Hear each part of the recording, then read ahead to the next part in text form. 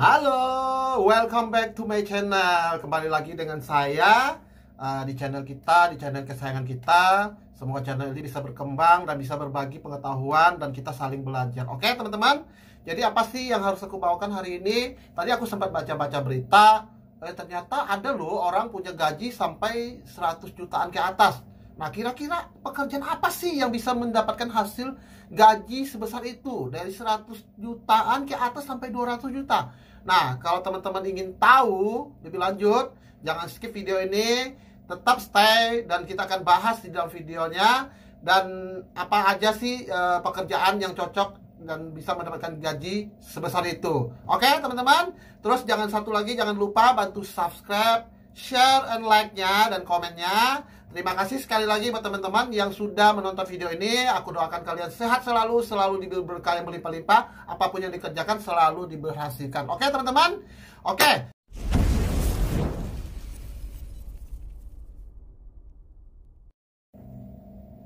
Nah, oke. Ya, aku tadi kan sempat bicara di depan bahwa aku akan membahas tentang pekerjaan yang punya gaji bisa mencapai 100 jutaan sampai 200 juta. Pekerjaan apa sih yang bisa menerima gaji sebesar itu?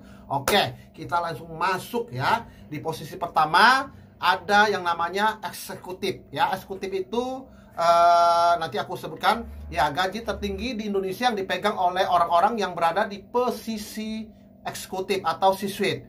Posisi mulai dari Chief Financial Officer, Chief Executive Officer, hingga Chief Operating Officer di sektor properti, konsumen, retail, hingga bisnis dan layanan keuangan ya, yang diklaim sebagai penerima gaji tertinggi dengan jumlah mencapai 137 juta per bulan ya. Itu yang pertama yang dipegang oleh eksekutif.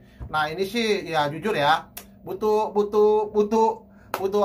referensi juga bisa mencapai ke posisi besar ini, dan kinerja kita bagus dan perusahaan bisa melihat kita punya kinerja dan bisa membantu perusahaan itu, dan perusahaan itu bisa berkembang. Nah, kita bisa terima gaji 130 juta per bulan ya. Itu salah satunya yang menerima gaji dari pekerjaan eksekutif ya.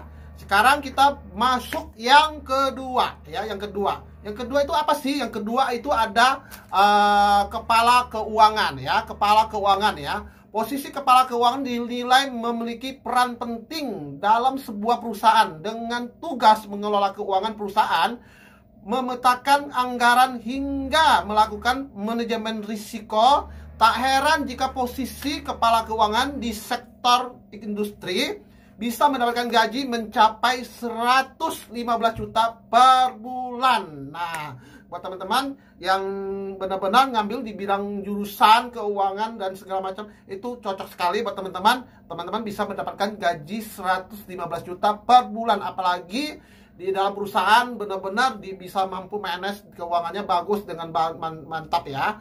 Nah, kalian bisa mendapatkan gaji sebesar itu. Itu yang kedua. Terus yang ketiga apa sih? Yang ketiga ada di posisi 3 itu adalah manajer penjualan. Nah, manajer penjualan itu juga salah satu ujung tombaknya perusahaan ya. Tanpa mereka, aduh, kamu mau produksi barang apapun itu nggak akan bisa jual gitu. Tapi kalau ada mereka, profit perusahaan itu akan naik otomatis ya.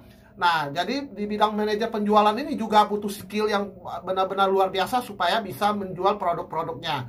Ya, selain keuangan, divisi penjualan juga dikenal mendatangkan pundi-pundi gaji yang begitu besar.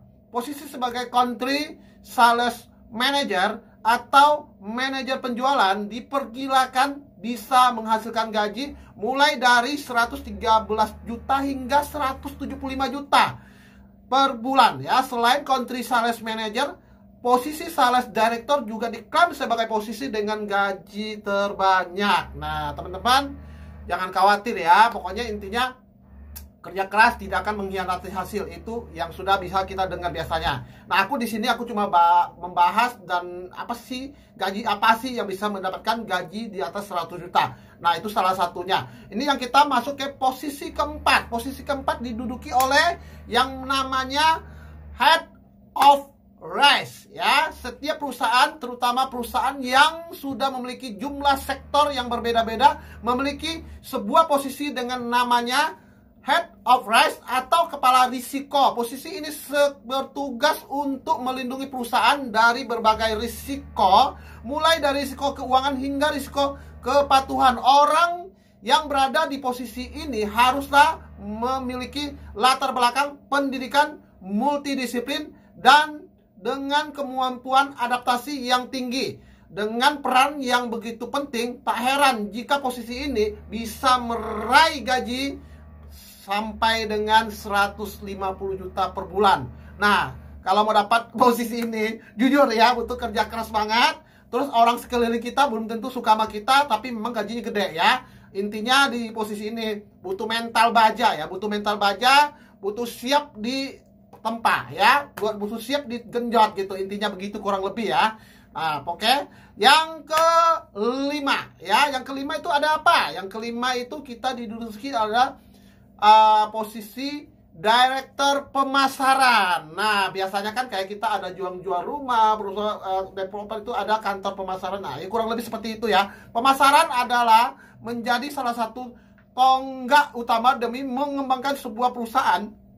Posisi Director Pemasaran memiliki tugas yang mengakuisisi konsumen hingga memacu pangsa pasar ya. Selain inovatif, jabatan ini juga membutuhkan orang yang juga bisa memahami konsumen dengan baik. Per bulannya seorang marketing director memiliki gaji mencapai 150 juta. Nah di sini ya jujur ya, kalau mau jadi director pemasaran ya kita harus punya tim yang benar-benar yang bisa mendekatkan diri kita kepada konsumen-konsumen baru agar konsumen baru ini merasa nyaman dan kita bisa mengembangkan perusahaan itu dan konsumen itu bisa menjadi partner kita ya, kurang lebih seperti itu. Dan kalau misalnya kita jualan, dia bisa belanja sama kita ya, kurang lebih seperti itu. Oke teman-teman. Nah di sini ada posisi ke-6. Posisi ke-6 itu apa sih? Posisi ke-6 itu ada Project Management Director ya, Project Management Director ya. Posisi Director Management Proyek atau Project Management Director memiliki sejumlah tanggung jawab dalam divisi manajemen senior. Di setiap sektor posisi ini tidak hanya mengelola sebuah proyek, tetapi juga mengelola orang-orang yang ada di timnya. Nah, per bulannya posisi ini bisa mendapat gaji di kisaran 130 juta hingga 140 juta. Ayo teman-teman, tertarik gak punya posisi kayak ginian? Ya semua juga pengen lah ya, punya gaji gede, hidup nyaman, dan segala kebutuhan dicukupi. Tapi ya jujur, untuk mendapatkan gaji di atas 100 juta ya butuh perjuangan juga gitu. Ibaratnya kinerja kita apa, track record kita apa di sebuah perusahaan supaya perusahaan itu tertarik sama kita. Oke teman-teman? Ya, di sini kita lanjut yang terakhir ya. Kita nggak bahas banyak ya, kita hanya bahas 7 aja ya. Dari 20 kita bahas 7 aja. Yang menurut saya yang gajinya yang ya cukup oke lah gitu. Di sini ada yang namanya Engineering Director. Apa sih itu Engineering Director? Kalau udah bicara engineering itu udah nggak jauh-jauh dari mesin ya teman-teman ya. Engineering itu memang ya kalau kita menguasai di bidang mesin ya gaji kita pasti gede banget, oke? Nah, Engineering Director tuh adalah pemimpin divisi teknik atau yang disebut bahasa Inggrisnya adalah Engineering Director. Kalau bahasa Indonesia adalah pemimpin divisi teknik ya. Memiliki tanggung jawab untuk mengelola dan memimpin divisi teknik ini di sebuah perusahaan. Posisi ini memerlukan latar belakang pendidikan yang fokus di bidang. Gajinya untuk Engineering Director diklaim berada di kisaran 117 juta hingga 129 juta. Nah itu yang terakhir teman-teman.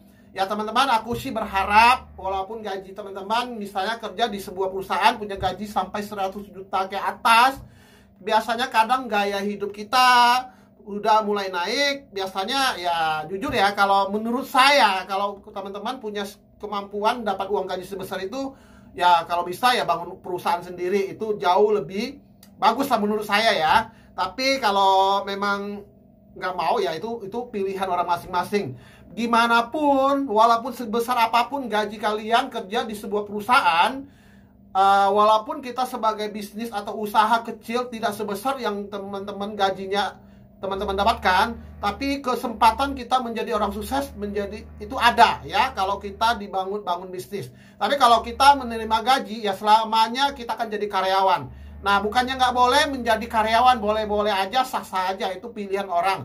Tapi aku punya prinsip, aku kalau kerja sama orang terima gaji terus, ya kalau gaji gede ya tetap nggak apa-apa. Tapi kalau bisa ya bangun bisnis usaha sendiri itu jauh lebih baik dan bisa menopang kehidupan lebih baik juga.